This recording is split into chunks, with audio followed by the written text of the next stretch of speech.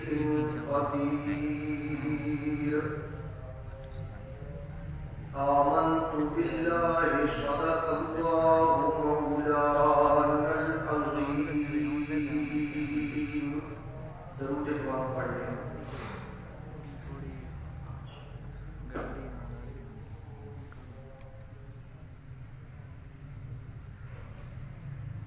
بحمد اللہ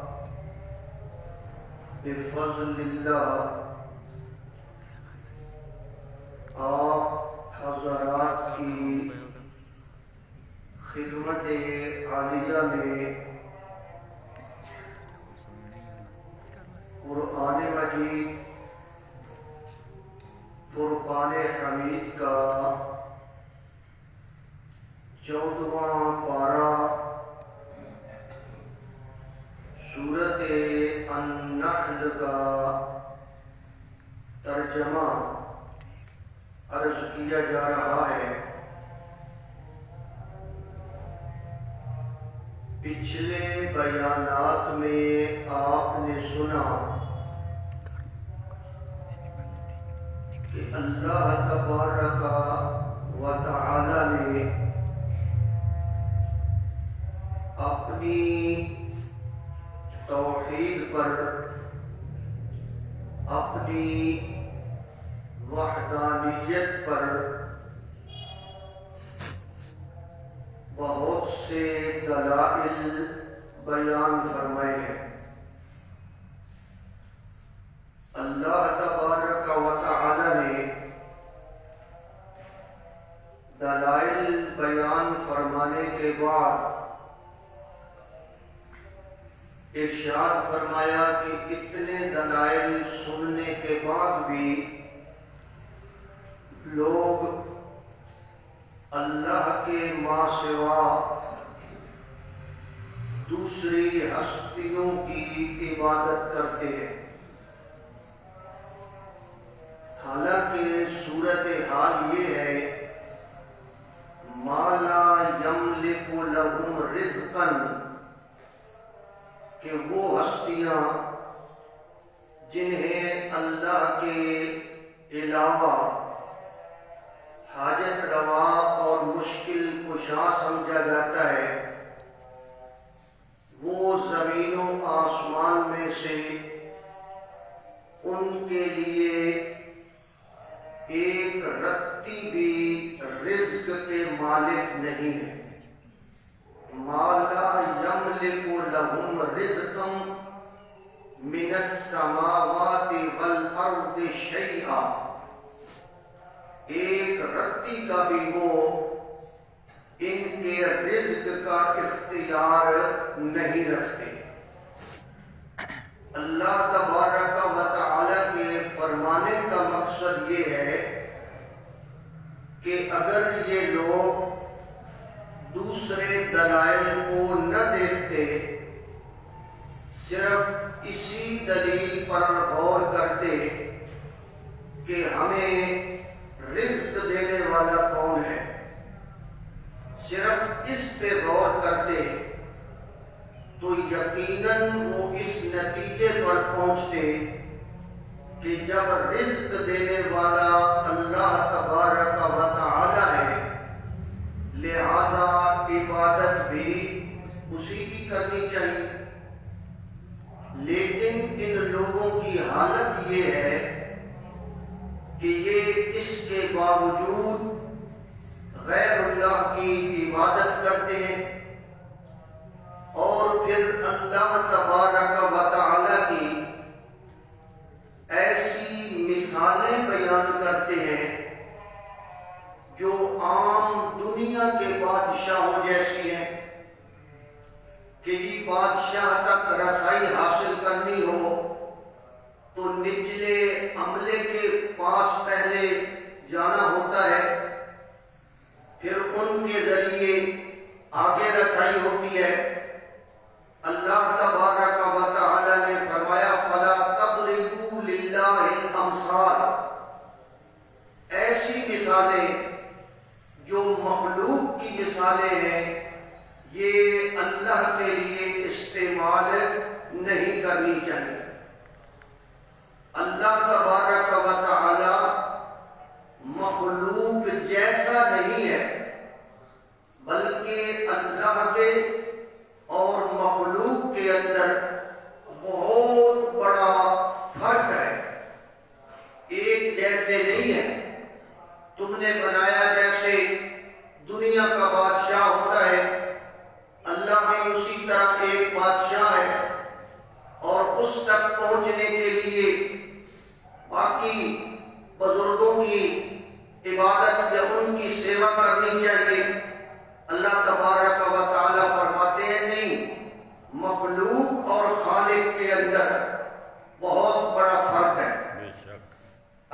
مثال دینا چاہتے ہو تو یہ مثال دو کہ مخلوق میں سے ایک بندہ مملوک ہے، غلام ہے، اس کے پاس کسی چیز کا اختیار نہیں ہے، وہ کسی چیز کا مالک نہیں ہے، ذرہ برابر بھی ایک پیسے کا بھی وہ مالک نہیں ہے، اور اس کے پاس اختیار بھی کوئی نہیں ہے، اور اس کے مقابلے میں ایک اس کا آقا ہے جو لاکھوں کروڑوں کا مالک ہے، اور اس کے پاس اختیار بھی ہے۔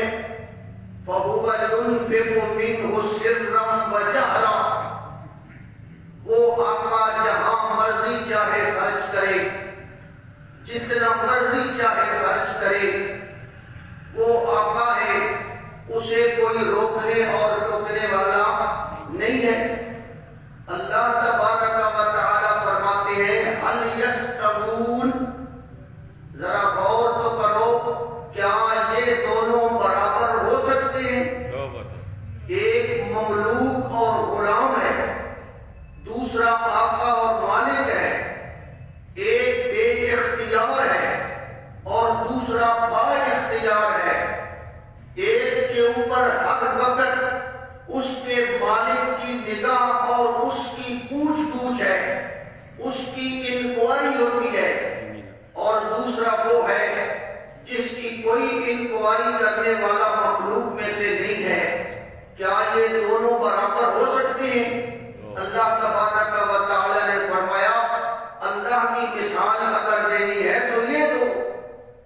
اسی طرح فرمایا وَضَرَبَ اللَّهُ مَثَلًا رَجُلَيْنِ أَحَدُهُمَا أَبْكَمُ لَا يَقْدِرُ عَلَىٰ شَيْءٍ، ایک طرف ایک غلام ہے جو گونگا ہے، جو بول نہیں سکتا، سن نہیں سکتا، اور وہ اپنے مالک کے لیے بوجھ ہے، جدھر بھی جاتا ہے کوئی خیر کا کام کر کے نہیں آتا، اینما یوجہہ لا یأتی بخیر، وہ جہاں بھی جاتا ہے بے وقوف بھی ہے، پھر گونگا اور بہرا بھی ہے، پھر کام کی اسے سمجھ بھی نہیں ہے، وہ جہاں بھی جاتا ہے کچھ نہ کچھ کام خراب کر کے آتا ہے، اور ایک اس کے مقابلے میں اس کا مالک اور آقا ہے جو عدل پر قائم ہے، جو خود بھی سیدھے رستے پہ چل رہا ہے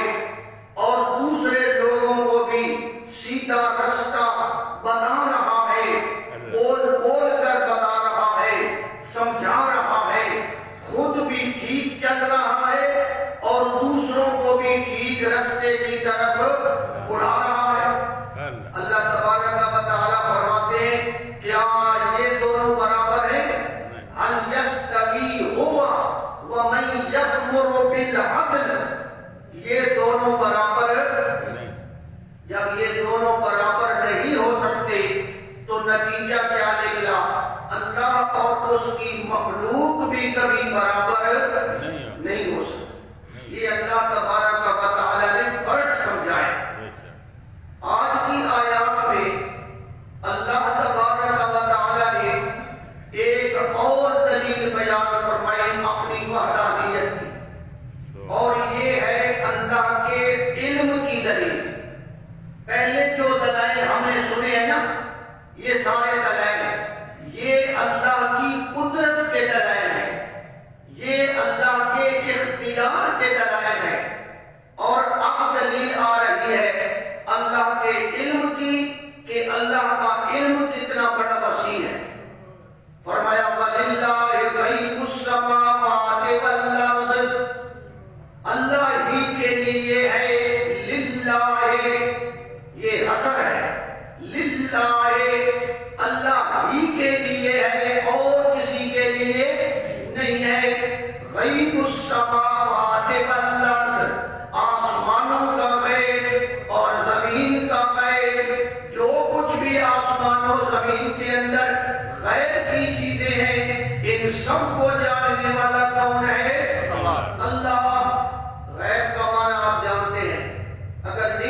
سمجھتے تو پھر سمجھ لیں، غیب کا معنی ہے پوشیدہ چیز، چھپی ہوئی چیز، یہ تو آپ بھی جانتے ہیں۔ لیکن جب یہ کہا جاتا ہے کہ اللہ کے پاس غیب ہے اور مراد یہ لی جاتی ہے کہ چھپی ہوئی چیزوں کو اللہ ہی جانتا ہے، تو کیا خیال ہے کہ اللہ سے کوئی چیز چھپ سکتی ہے؟ چھپی کو نہیں سکتی، پھر چھپی ہوئی چیزوں کو اللہ جانتا ہے۔ اس کا مطلب میرے بھائی بعض لوگوں کو غلط فہمی ہوئی ہے، سب تحقیق علم رکھنے والے، مطلب یہ ہے وہ چیز جو لوگوں سے غائب ہے، وہ چیز جو لوگوں سے پوشیدہ ہے، چھپی ہوئی ہے، لوگ اس تک رسائی حاصل نہیں کر سکتے، اس چھپی ہوئی چیز کو بھی جاننے والا کون ہے؟ اللہ۔ یہ مطلب نہیں کہ اللہ سے چھپی ہوئی ہے، اللہ کی ذات سے کوئی چیز بھی چھپی ہوئی نہیں ہے، ساری چیزیں اس کے سامنے ہیں۔ عالم الغیب والشہادہ، اس کا کیا مطلب ہے کہ اللہ غیب کو بھی جانتا ہے اور موجود کو بھی جانتا ہے۔ کیا مطلب ہے؟ جو لوگوں سے ما غاب عن العباد، جو چیز لوگوں سے غائب ہے اللہ اس کو بھی، اور جو چیز لوگوں کے سامنے واضح اور سامنے ہے اس کو بھی اللہ۔ اب کتنی چیزیں غائب ہیں، کتنی چیزیں میری نظر سے غائب ہے، کتنی چیزیں آپ کی نظر سے غائب ہے، کتنی چیزیں انسانوں کی نظر سے غائب ہے، کتنی چیزیں جنات کی نظر سے غائب ہے، کتنی چیزیں فرشتوں کی نظر سے غائب ہے۔ اب اگر اس طرح غیب کو گنا جائے تو بہت ساری چیزیں غائب ہیں، تو یہ غیب کا جاننا یہ مخلوق کی صفت نہیں ہے، یہ کس کی صفت ہے جی؟ اللہ۔ اس لیے اللہ کی مشہور صفت ہے عالم الغیب والشہادہ، کہ ہر چھپی اور ظاہر چیز کو جاننے والا کون ہے؟ صرف اللہ۔ اللہ کے ماں سوا اور کوئی ہستی ایسی نہیں ہے۔ تو یہاں بھی یہی فرمایا وَلِلَّهِ غَيْبُ السَّمَاوَاتِ وَالْأَرْضِ، اللہ ہی کے لیے ہے، یعنی اللہ ہی جانتا ہے، اللہ کے ماں سوا اور کوئی نہیں جانتا۔ آسمانوں کی چھپی ہوئی چیزیں اور زمین کی چھپی ہوئی چیزیں، ان سب کو جاننے والا کون ہے؟ اللہ۔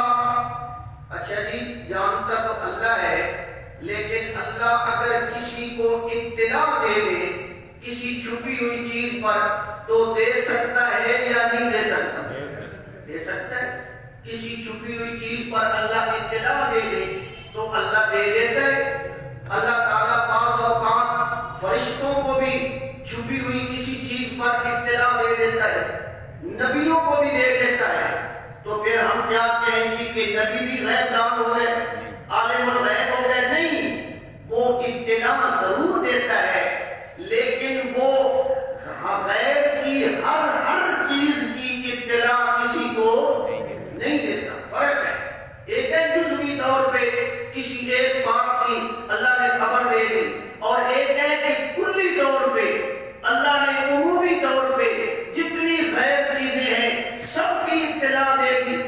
ہمارا جو فریق مخالف کے ساتھ جھگڑا ہے نا، وہ یہ نہیں ہے کہ اللہ غیب کی اطلاع نہیں دیتا، یہ سمجھ لیں۔ لوگ سمجھتے ہیں ہمارا یہ جھگڑا ہے، یہ جھگڑا نہیں ہے۔ ہم کہتے ہیں اللہ غیب کی خبریں اپنے نبیوں کو دیتا ہے، ایک خبر دے دے، 10 خبریں دے دے، 20 خبریں دے دے، دیتا ہے۔ بالکل یہ سارا قرآن مجید غیب کی خبر ہی ہے نا، یہ سارا قرآن پہلے کیا تھا؟ غیب تھا۔ اللہ نے اپنے نبی کو اس کی اطلاع دی ہے یا نہیں دی ہے؟ دی ہے۔ تو اللہ غیب کی اطلاع یا غیب کی خبر اپنے نبی کو دیتا ہے، لیکن کلی غیب کی ذرے ذرے کی خبر اللہ نے نہ کسی کو دی ہے اور نہ دے گا، یہ اس کی اپنی صفت ہے۔ ذرے ذرے کی خبر، چھوٹی سے لے کر بڑی چیز تک، اس کو علمی زبان میں کہتے ہیں ما کانا وما یکون۔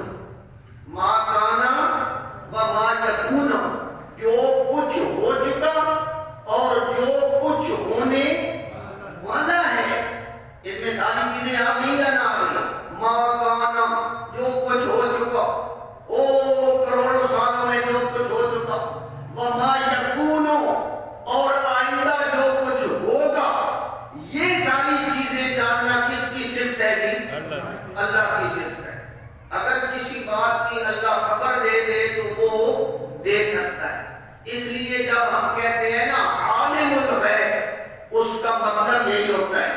تو عالم الغیب کون ہے جی؟ اللہ کی ذات ہے. قرآن مجید میں اللہ تبارک و تعالی نے اسے اپنی خصوصی صفت کے طور پر بیان کی ہے کہ یہ میری خاص صفت ہے. وَلِلَّهِ غَيْبُ السَّمَاوَاتِ وَالْأَرْضِ، اللہ ہی کے لیے ہے غیب آسمانوں کا اور غیب زمین کا، اور کوئی نہیں جانتا. لا يعلم من في السماوات والأرض الغیب الا اللہ. اللہ نے بہت اعلان کر دیا. میرے پیغمبر اعلان فرما دے، لا يعلم، نہیں جانتا، من فی السماوات، جو کوئی آسمانوں میں ہے. اب آسمانوں میں جو کوئی ہے اس کی ذرا جناب ڈیٹیل میں جائیں. آسمانوں میں کون کون ہے، کون کون سی شخصیات ہیں؟ اللہ کے فرشتے ہیں، نبیوں کی روحیں ہیں، مقربین فرشتے ہیں، حملۃ العرش ہیں. کتنی مخلوق اللہ کی آسمانوں میں، اور زمین پر کتنی مخلوق ہے.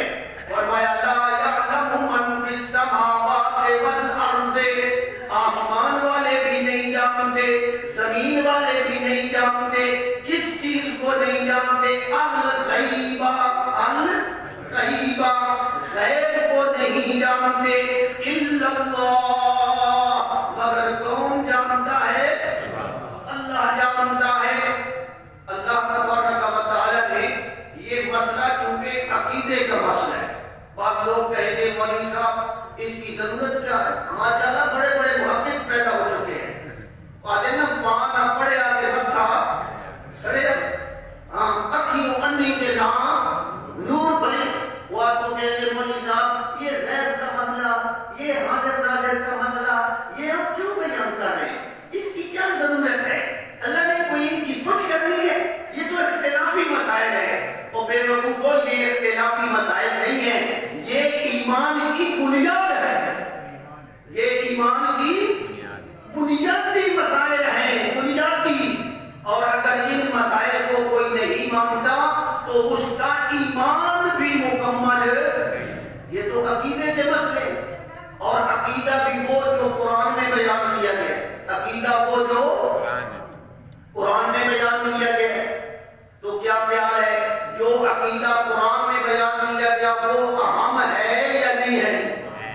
یہ اہمیت کو گھٹانے کے لیے مولوی صاحب یہ تو اختلافی مسئلے ہیں، آپ کیوں بیان کر رہے ہیں؟ ان کو رہنے دیں.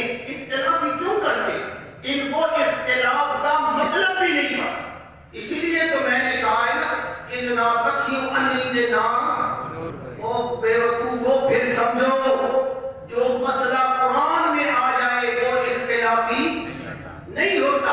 اختلافی وہ ہوتا ہے جو قرآن سے ہٹ کر، جو قرآن سے ہٹ کر. اختلاف کی فیصلہ ہی تب ہو سکتا ہے جب ایک صحیح چیز موجود ہو اور پھر ہم کہیں کہ یہ اس کے ساتھ کیا کر رہی ہے؟ اختلاف. صحیح چیز سامنے ہوگی پھر ہم کہیں گے یہ اختلاف ہے. تو صحیح چیز ہمارے پاس کون سی موجود ہے؟ وہ جی یہ مسئلہ کیوں بیان کر رہے ہیں مولوی صاحب؟ اس کی تو ضرورت ہی نہیں ہے، اس کی کوئی قبر میں کچھ ہونی نہ محقق ہے. اس مسئلے کی قبر میں اللہ کوئی سوال کرنا؟ تو میرے بھائی قبر میں تو اللہ نے کتنے سوال کرنے ہیں؟ صرف 3. نہ قبر میں اللہ نے ختم نبوت کا سوال کرنا ہے؟ کوئی نہیں کرنا. پھر اس کی ضرورت ہے کون؟ پھر رہنے دو. قبر میں اللہ نے روزہ رکھنے کا سوال کرنا ہے؟ بھائی روزہ رکھا ہے کہ کوئی نہیں رکھا؟ پھر اس کو رہنے دو، سارے مسائل کو رہنے دو. قبر میں تو 3 مسئلوں کا سوال ہے جو فار ایز اے سیمپل، نمونے کے طور پہ بنیادی مسئلے ہیں. یہ مطلب تو نہیں ہے کہ جس مسئلے کا قبر میں سوال نہ ہو وہ مسئلہ اہم ہی نہیں ہے. میرے بھائی اللہ نے ہر ایک چیز کا سوال کرنا ہے. یہ 5 ذہن میں رکھیں.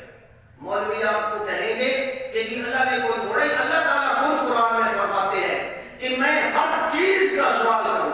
اور کافر کو جب وہ نامہ اعمال ملے گا نا وہ کہے گا ما لہذا الکتاب لا یغادر صغیرۃ ولا کبیرۃ. یہ عجیب اعمال نامہ ہے، یہ عجیب ابراہیم میرا نتیجہ کار ہے، لا یغادر صغیرۃ ولا کبیرۃ، اس نے نہ کسی چھوٹی چیز کو چھوڑا ہے نہ بڑی چیز کو چھوڑا ہے۔ تو اللہ تعالیٰ ساری چیزوں کی پوچھ کرے گا یا بعض کی چھوڑ دے گا؟ جی سب کی پوچھ کرے گا۔ اللہ تعالیٰ فرماتے ہیں انہا ان تکو مثقال حبۃ من خردل، اگر سرسوں کے دانے کے برابر بھی تیرا کوئی عقیدہ ہے، تیرا کوئی عمل ہے، نہ تیرے ہاں ہم اس کو بھی قیامت والے دن سامنے لے کر۔ اور یہ لوگوں کو دھوکہ دینا جی اس کی ضرورت ہی کیا ہے؟ اس میں اس کا قبر میں کوئی سوال ہونا ہے، اس کا جواب یہ کوئی ہونا ہے؟ انا للہ، یہ شیطانی دھوکے کے سوا اور کچھ نہیں۔ ایسے دھوکوں میں نہ آئے مولوی صاحب، اس کا قیامت والے دن نہ اللہ نے کوئی لسٹ دے دی ہے کہ قیامت والے دن میں ان چیزوں کا سوال کروں گا، اللہ نے کوئی فہرست دے دی ہے، اللہ نے بتا دیا میں سب کچھ پوچھوں گا۔ اس لیے قیامت والے دن اللہ تبارک و تعالی رتی رتی کا حساب کرے گا اور لازمن کرے گا۔ دعا فرمائیں اللہ تبارک و تعالی ہماری بخشش کا کوئی سامان بنا دے، ورنہ حساب اللہ ہر چیز کا کرے۔ ہاں جی، کسی کا حساب آسان ہوگا، کسی کا مشکل ہوگا، اللہ ہمارا آسان فرما دے۔ تو فرمایا یہ علم غیب کا مسئلہ، یہ عقیدے کا مسئلہ ایک بات۔ نمبر دو، یہ کفر اور اسلام کا مسئلہ ہے۔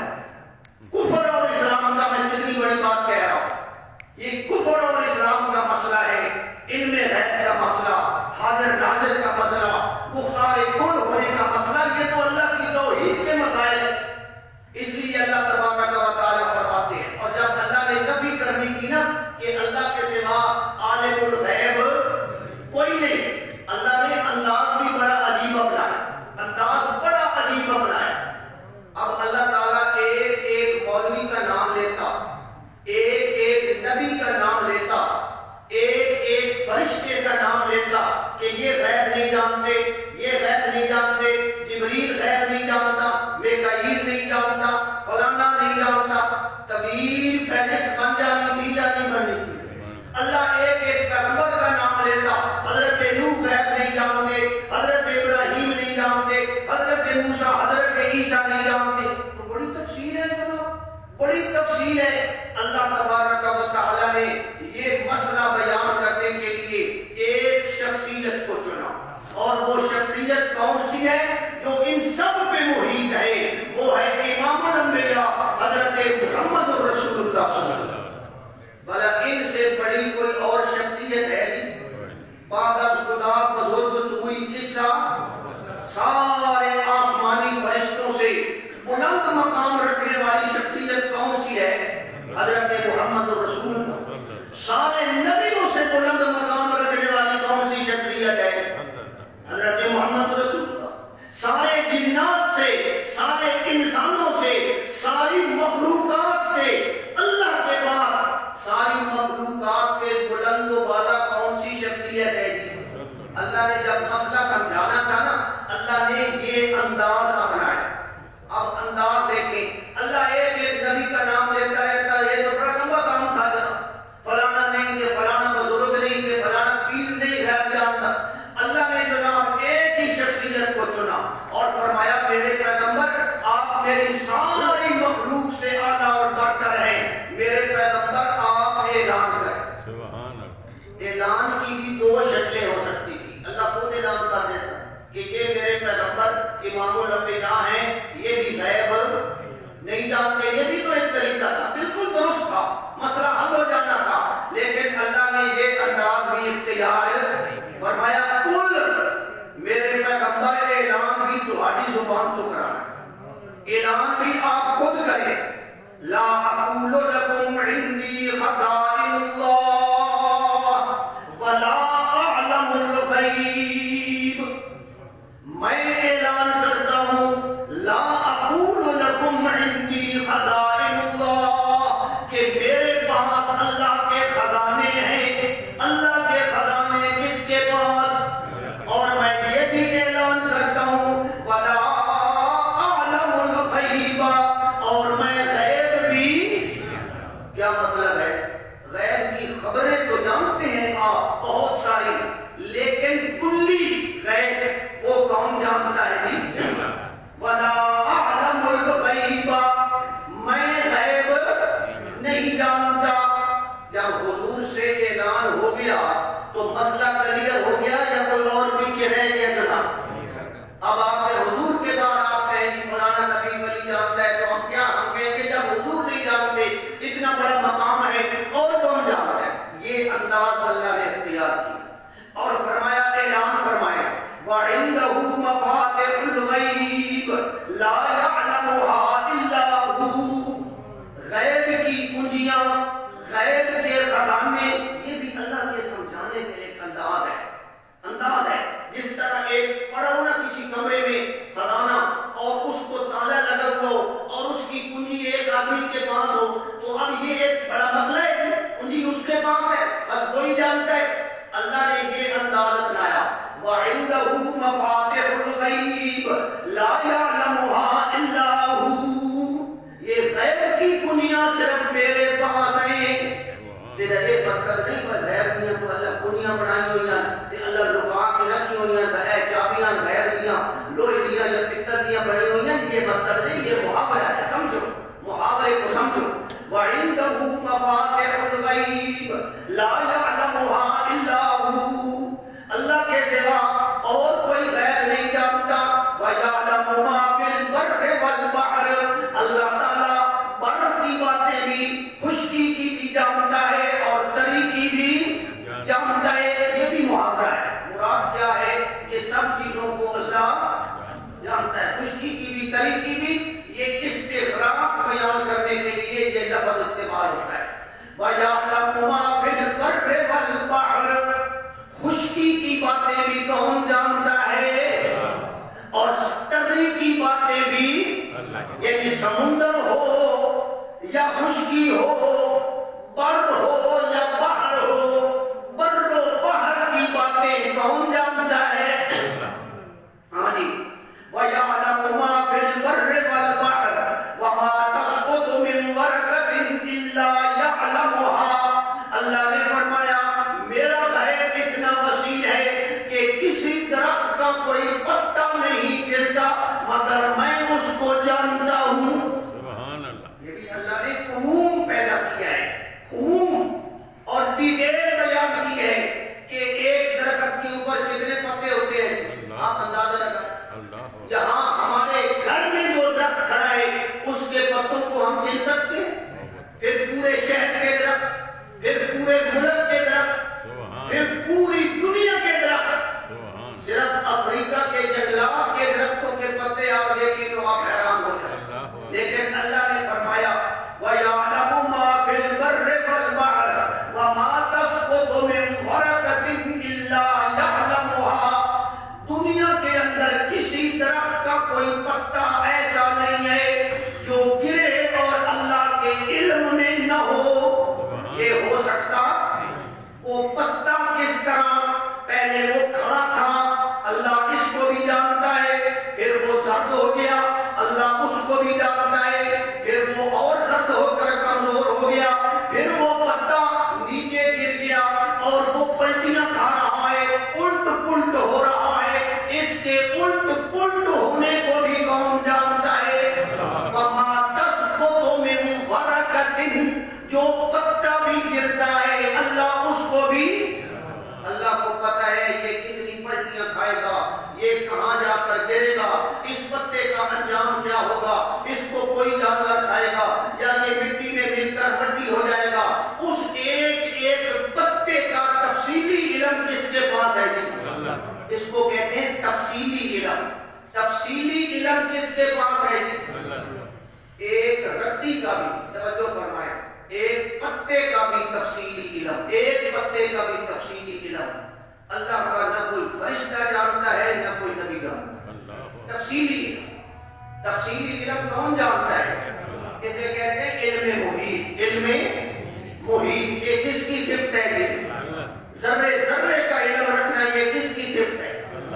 ہاں، فرمایا وَمَا تَسْقُطُ مِنْ وَرَقَةٍ إِلَّا يَعْلَمُهَا وَلَا حَبَّةٍ فِي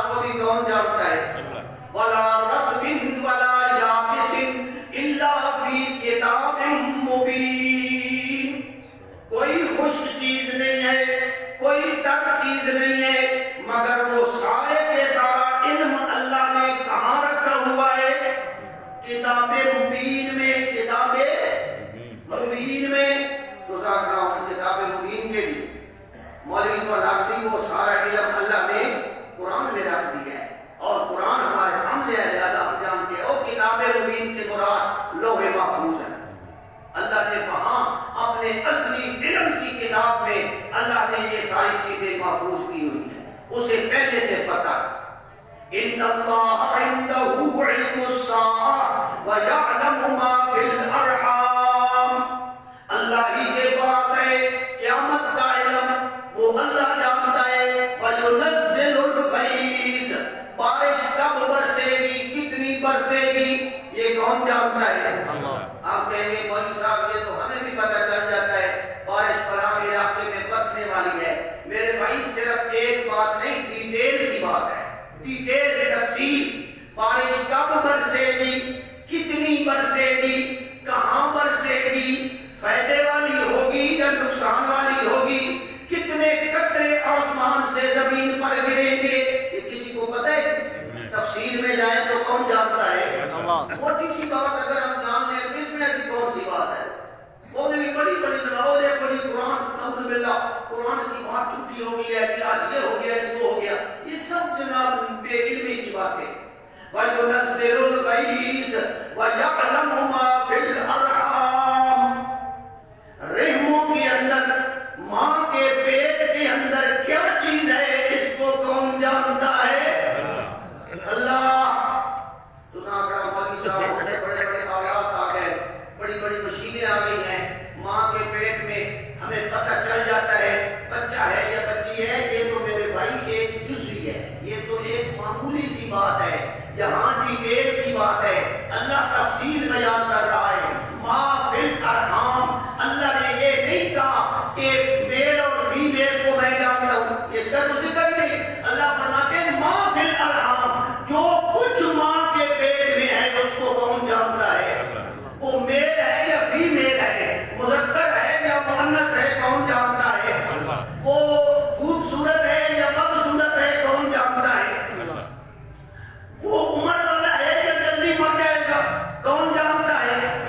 وہ نیک بخت ہے یا بدبخت ہے، وہ عالم ہے یا جاہل ہے، وہ جناب والا جنتی ہے یا جہنمی ہے. ساری ڈیٹیل کی بات ہے، ایک گل دی ذکر نہیں ہے. اسیاں دے ایک کچھ گئی پورے درخت کی ایک نکی گئی کچھ جیسے پتہ لگ گئی وہ آدھا دیکھو اللہ کا قرآن پورا ہو گیا مجھے پتہ چل. یہ تو نہ سمجھنے والی باتیں. وَيَعْلَمُ مَا فِي الْأَرْحَامِ وَمَا تَدْرِي نَفْسٌ مَاذَا تَكْسِبُ غَدًا وَمَا تَدْرِي نَفْسٌ بِأَيِّ أَرْضٍ تَمُوتُ. یہ سب کچھ کون جانتا ہے؟ پھر غیب کا علم رکھنے والا کون ہے؟ پھر عالم الغیب کس کو کہنا چاہیے؟ اللہ کو عالم الغیب، جو سارے غیبوں کو جاننے والا ہو، وہ کون ہے جی؟ اللہ تبارک و تعالی. اور یہ مسئلہ اتنا اہم ہے، توجہ فرمائیں، اتنا اہم ہے کہ اللہ تبارک و تعالی نے قرآن مجید کے اندر ایک بار نہیں، دو بار نہیں، اگر میں کہوں تو غلط نہ ہوگا، اللہ نے سینکڑوں بار یہ مسئلہ بیان کیا. اتنی دفعہ اللہ نے یہ اپنے علم کامل کا مسئلہ بیان کیا ہے کہ علم کامل بھی اللہ کا اور قدرت کامل بھی. اور اللہ نے پھر نفی کی ہے دوسری ہستیوں سے کہ اور کوئی ہستی جانتی نہ. نبی اکرم صلی اللہ علیہ وسلم کو خیبر کے موقع پر ایک عورت نے زہر دیا تھا یا نہیں دیا تھا؟ جی زینب اس کا نام تھا.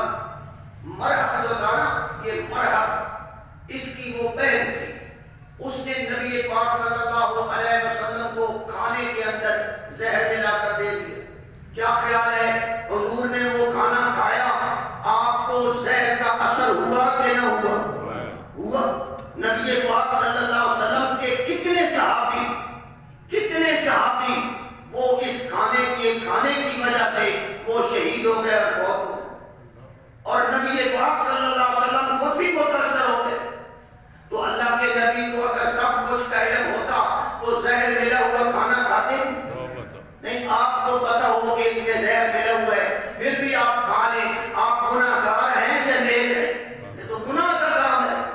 اللہ کے نبی صلی اللہ علیہ وسلم نے وہ کھانا کھایا اور آپ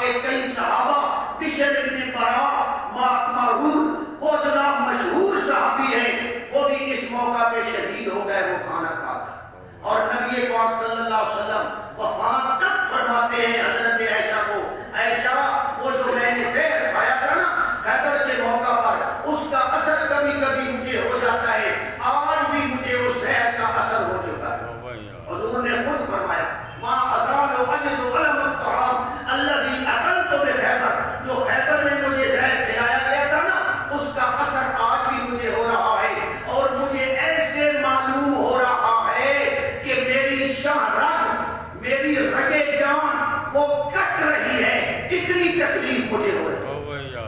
تو نبی پاک صلی اللہ علیہ وسلم کو یہ تکلیف ہوتی رہی، کیا خیال ہے پھر آپ جانتے تھے جان بوجھ کر زہر کھایا تھا؟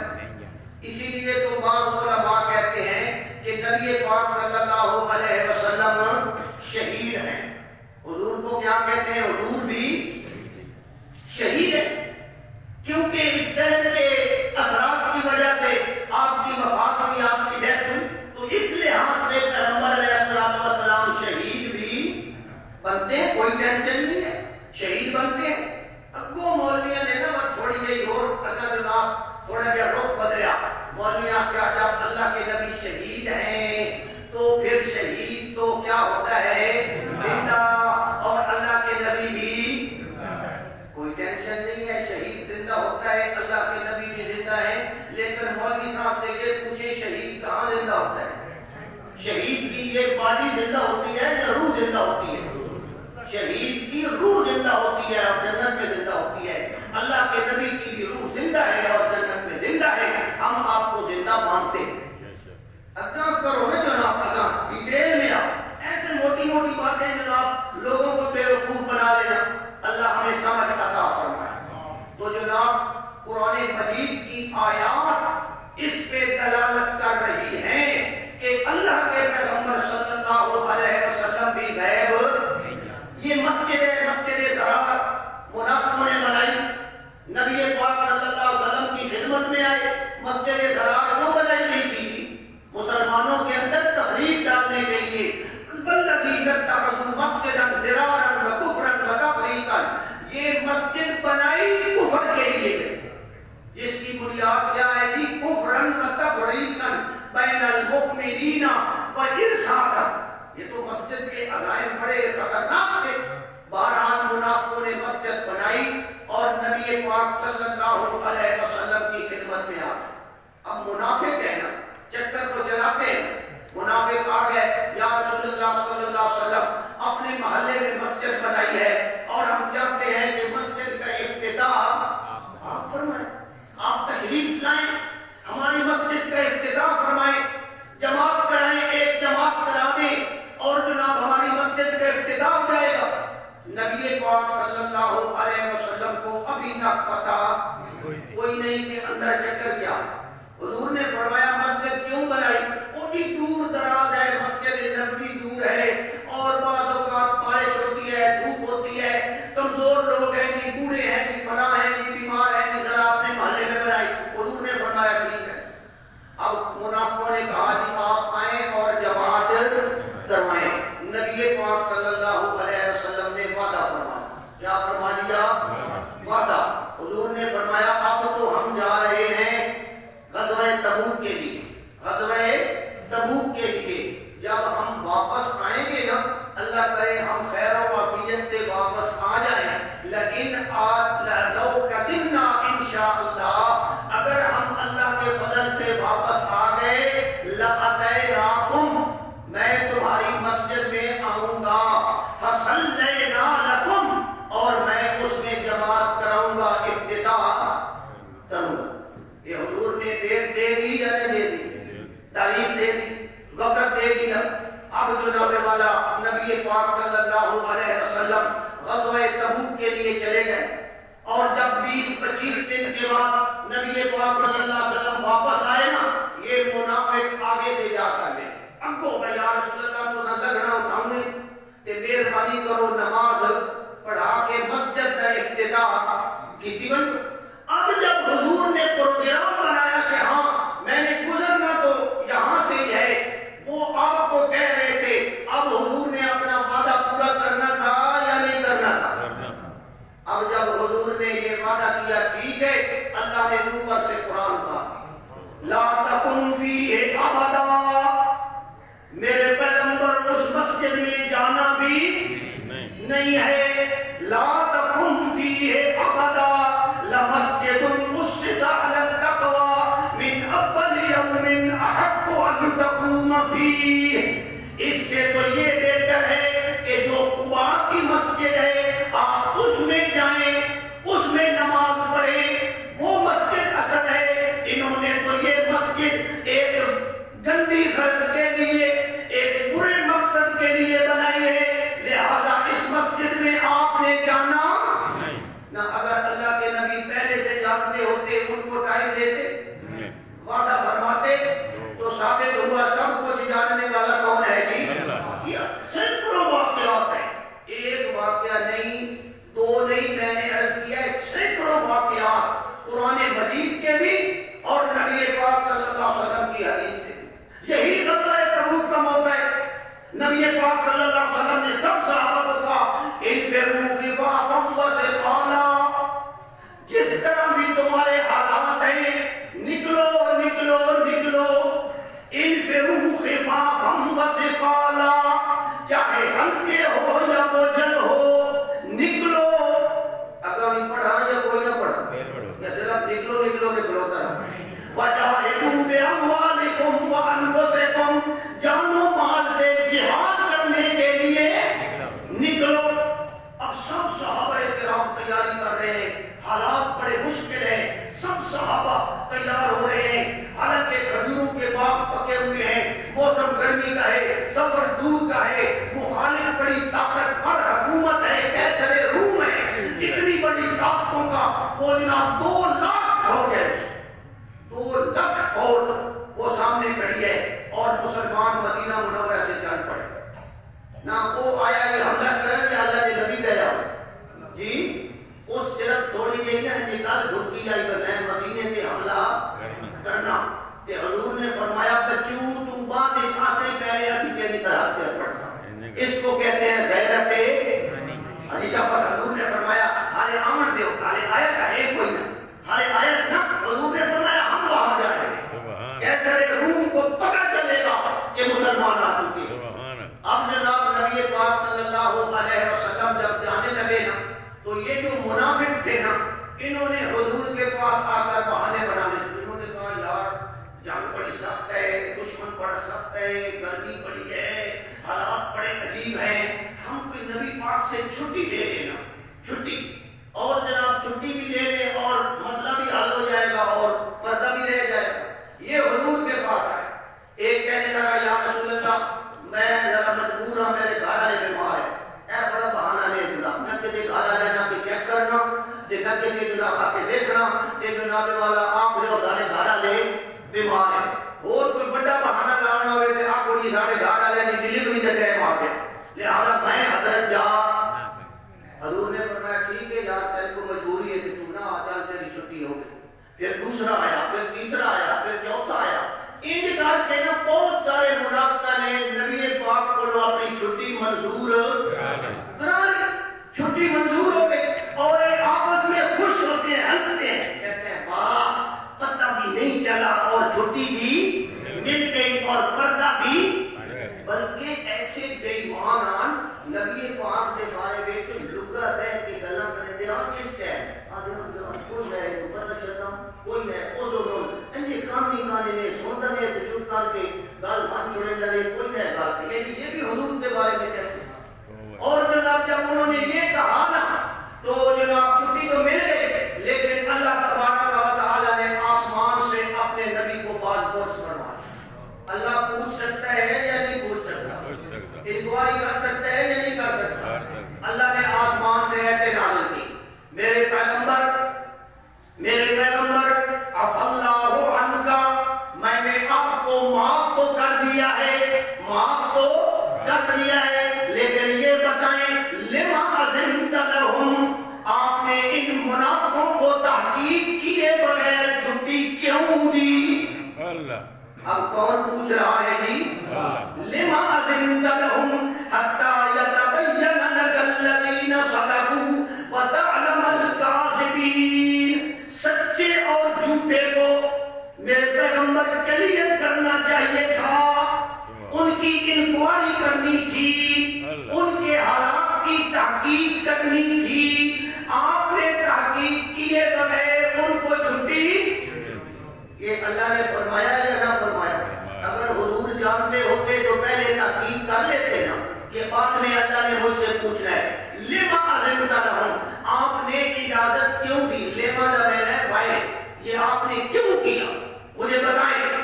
تو یہ کس کی شان ہے کہ سب کو جاننا اللہ کی شان ہے. کتنے واقعات ہیں قرآن مجید بھرا پڑا ہے. یہ نبی پاک صلی اللہ علیہ وسلم. ایک اور واقعہ میں آپ کو عورت کا ہی سنا دیتا ہوں. نبی پاک صلی اللہ علیہ وسلم کے زمانے میں ایک عورت جو تھی نا وہ مسجد نبوی میں صفائی کیا کرتی تھی. کالی جی عورت ہے, حدیث سے جانا ہے لمحہ جا بتاتا ہے کہ مسجد نبوی کے بیچ وہ کدی کدی آ کے جھاڑو صفائی چپ کر کے آ کے کر رہی ہے. صحابہ بھی بتائے اور نبی پاک صلی اللہ علیہ وسلم کو بتائے. ایک دفعہ پیغمبر علیہ الصلوۃ والسلام نے صحابہ کرام سے پوچھا کہ بھائی وہ عورت کہاں ہے, اتنے دن ہوئے نظر. یہ حضور نے پوچھنے کی کوئی لوڑ ہے؟ اگر سب کچھ جانتے تو پوچھنے کی ضرورت ہے. بھائی کدھر گئی؟ صحابہ نے آخر یا رسول اللہ وہ تو بڑی سخت بیمار ہے, وہ بیچاری جناب زندگی کی انتظام کی کشمکش سے وہ تو بڑی بیمار ہے. حضور نے فرمایا اچھا. وہ تو صحابہ نے آخر یا رسول اللہ دعا فرماؤ, وہ تو بیچاری ڈیڑے لگی گئی. نبی پاک صلی اللہ علیہ وسلم نے فرمایا عورت بڑی نیک آئی کہ بڑی اچھی آئی, مسجد کی صفائی کر دی آئی. اگر کوئی کچھ ایک ہو بنے نا میں نے ضرور دسیا ہے, کوئی کچھ ایک ہو بنے میں نے ضرور دسیا ہے, میں کوئی محلے میں بن کے خدا جنازہ پڑھ سکتا. اب جناب صحابہ کرام نے کیا کیا, کچھ دنوں کے بعد وہ عورت رات کے وقت فوت ہو. ایسا ٹائم تھا رات کا, بس اس کے محلے والوں نے اور چند صحابہ نے مل کر نا اس کا وہ جنازہ وغیرہ پڑھ کر اس کو دفن کر. انہوں نے کہا یار نبی پاک صلی اللہ علیہ وسلم کو اب آدھی رات کے وقت تکلیف نہیں دیتے, اس کو دفن کر دیتے ہیں, خیر ہے کوئی مطلب کے نکالے. نبی پاک صلی اللہ علیہ وسلم کو نہ بتایا. اب جب صحابہ نے حضور کو نہ بتایا تو حضور کو پتہ چلا؟ جی حضور کو پتہ نہیں چلا. پھر کئی دن گزر گئے. نبی پاک صلی اللہ علیہ وسلم نے پھر صحابہ سے پوچھا کہ بھائی وہ عورت کدھر گئی؟ اب صحابہ نے بتایا یا رسول اللہ وہ تو فوت ہو گئی. نبی پاک صلی اللہ علیہ وسلم ناراض ہوئے اور غصے میں ہوئے اور فرمایا میں نے جو تمہیں کہا تھا کہ اگر کوئی مسئلہ ہو مجھے بتانا, وہ عورت اتنی نیک تھی, میں چاہتا تھا کہ میں اس کا جنازہ پڑھوں, تم نے ایسا کیوں کیا؟ اب حضور نے فرمایا دلونی علی قبرہا, آؤ میرے نال تے میں نے دی قبر دکھاؤ, میں اس دی قبر تے بن کے اودے واسطے مغفرت دی دعا. نہ حضور نے صحابہ کو کیوں کہا دلونی علی قبرہا؟ جی مجھے اس کی قبر دکھاؤ, مجھے اس کی قبر پر لے جاؤ. اس کا مطلب ہے کہ اللہ کے نبی کو اس کی قبر کا پتہ بھی, سب کچھ جاننے والا کون ہے؟ مولوی پتہ ہے کیا کہے گا؟ مولوی کہے گا جی اللہ کے نبی قبر میں آ جاتے ہیں, قبر میں آ جاتے ہیں, اور جب آ جاتے ہیں بنفس نفیس, بنفس نفیس ہر قبر میں آ جاتے ہیں. انا للہ و انا الیہ. وہ بڑے بڑے جناب مولوی ہیں, میں نام لوں تو آپ حیران ہو جائیں گے. بڑے بڑے اگلے دن ایک مولوی صاحب فوت ہوئے, انہوں نے کوئی 8-10 فٹ تلنا قبر کٹی, 8-10 فٹ تلنا. اکی کس واسطے کٹی لے گی اتنی دکھی, اکی اس واسطے کٹی ہے کہ بابا جی دے کول جدو نبی پاک آنا ہے نا تے بابا جی کھلو کے استقبال کر سکن, اس واسطے دکھی کٹی ہے کہ بابا جی دا تو سر نہ آڑے. یہ عقیدہ ہے, عقیدہ. ہاں اور یہ ہو رہا ہے. اگر اللہ کے نبی قبر میں آتے ہیں اور اس سے ملاقات کرتے ہیں تو پھر اس عورت کی قبر میں بھی جانے چاہیے یا نہیں جانے چاہیے؟ اگر جانے چاہیے تو پھر حضور یہ کیوں پوچھ رہے ہیں کہ وہ کدھر گئی ہے, وہ مر گئی ہے یا زندہ ہے؟ پھر حضور اس کی قبر کا کیوں پوچھ رہے ہیں؟ میرے بھائیوں تھوڑا سا سوچیں اور کریں. سارا غیب کون جاننے والا ہے؟ وہ غالب نہیں کرتا کل غیب پر. توجہ فرمائیں, وہ غالب نہیں کرتا کل غیب پر, نبی ہو ولی ہو فرشتہ اگر, وہ سارے غیب پر کسی کو غالب. خدا جتنا چاہے جگا دیتا ہے, وہی جتنا چاہے بتا دیتا ہے. جتنا وہ چاہے کسی کو بتا دے, یہ اس کی مرضی ہے. لیکن ذرے ذرے کا علم یہ کس کی صفت ہے جی؟ اللہ کی. یہ اللہ کی اپنی صفت ہے. یہ نبی کی صفت بھی اور امام الانبیاء کی صفت بھی.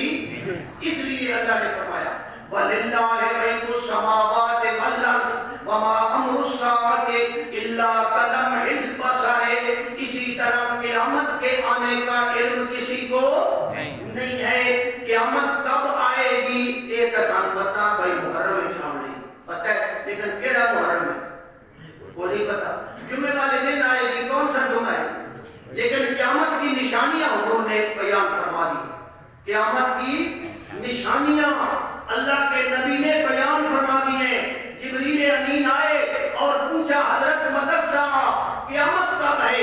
اللہ کے نبی نے فرمایا مل مسئول عنہا بعلم من السائل, تو ہے پوچھنے والا, تجھے قیامت کے معین اور فکس ٹائم کا پتہ.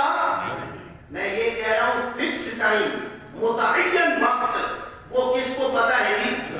حضور نے فرمایا جناب جبریل امین سے فرمایا کس طرح تجھے نہیں نہ پتا اس طرح مجھے بھی نہیں پتا. پھر حضرت جبریل نے پوچھا حضرت پھر قیامت کی کوئی نشانیاں بتا دیں, بندہ کوئی اعمال تو کر لے, اپنے آپ کو ٹھیک کر لے. نبی پاک صلی اللہ علیہ وسلم نے فرمایا ہاں میں نشانیاں بتا دوں. انتر الحفاة العراة رعاء الشاء یتطاولون فی البنیان. پہلی نشانی آپ نے یہ بتائی کہ یہ جو ڈنگر چرانے والے, یہ جو عرب کے ہیں نا بکریاں چرانے والے, یہ بدو قسم کے لوگ, یہ اس زمانے میں اتنی بڑی بڑی اونچی عمارتیں بنائیں گے کہ جناب عمارتیں بنا بنا کر مقابلے کریں. انتر الحفاة العراة, پیرو بانے جس سے جو ننگے کہ پہلے بنا ارمان کی یہ حالت آئی نا دبئی والے کے سارے جڑے یہ حالت آئی بکریاں کے کچھ چران والے. حضور نے فرمایا پیرو بانے کہ جس سے تو ننگے یہ بکریاں چران والے, وہ ٹائم ایسا آئے گا کہ یہ بڑی بڑی اونچی عمارتیں بنائیں. اب عمارتیں بن چکی ہیں یا نہیں بن چکی ہیں جی؟ تو قیامت کی نشانی پوری ہو گئی. پھر حضور نے فرمایا اسی عرب کے علاقے میں غیر اللہ کی پوجا شروع ہو جائے گی, غیر اللہ کی پوجا.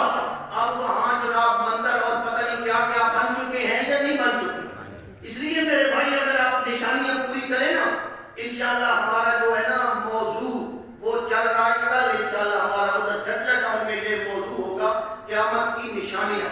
تو نشانیاں بہت ساری پوری ہو چکی ہیں اور چند ایک نشانیاں باقی ہیں, ہمیں اپنی فکر کرنی چاہیے.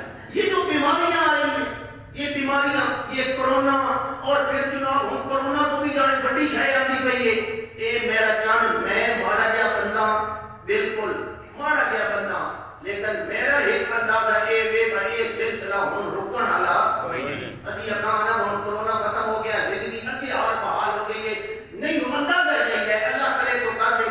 اور بیماریاں اور مصیبتیں اور جناب والا وائرس اور تکلیفیں اللہ تبارک و تعالی بچائے, یہ سب قیامت کی نشانی ہے. اور یہ قیامت قریب آ چکی ہے, دجالیت اپنے عروج پہ ہے, اس لیے ہمیں قیامت کی تیاری کرنی چاہیے یا نہیں کرنی چاہیے. وما امر الساعة الا كلمح البصر, قیامت آئے گی ایک لحظہ بھی, لحظہ آتے آنکھ دے جھپکن, ویسے تو لحظہ سے آتے ہیں ایک منٹ یا سیکنڈ, لحظہ آنکھ کے جھپکنے سے بھی پہلے اللہ کی طرف سے قیامت آ جائے گی, اور پھر جناب والا کسی کام کے کرنے کا کوئی اختیار نہیں ملے گا. اللہ مجھے آپ کو عمل کی توفیق عطا فرمائے.